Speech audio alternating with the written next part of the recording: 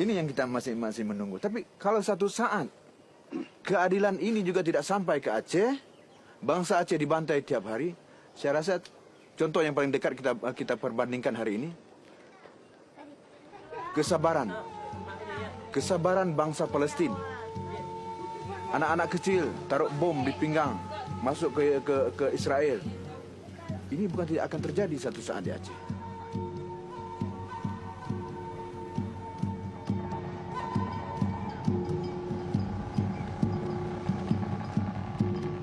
Proxies, mad dog pills, to make them crazy.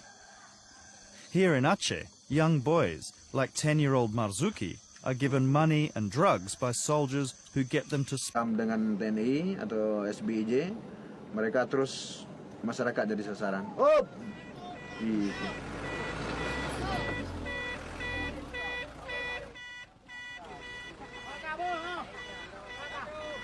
Bridges here are designed to be quickly dismantled, to slow the military's advance. This also makes life more difficult for Gum and the villagers. In fact, people say that life is harder than it's ever been. Even worse than the brutal 10-year-long military operation known as DOM.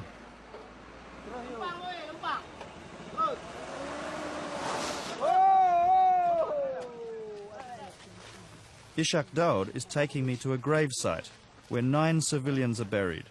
Victims, he says, of state-sponsored terror. Dom parah juga, tapi tidak pernah dibunuh satu hari dalam sekelip mata sampai 35 orang.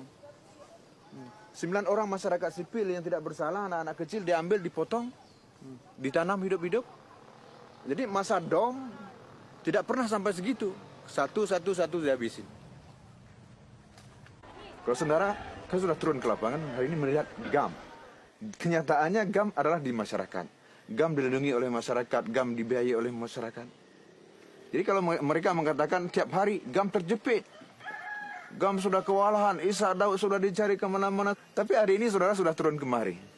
Apa pendapat masyarakat yang sudah saudara wawancari, macam mana GAM bergaul dengan masyarakat, di mana GAM tidur, siapa yang biaya GAM, itu kan sudah jelas.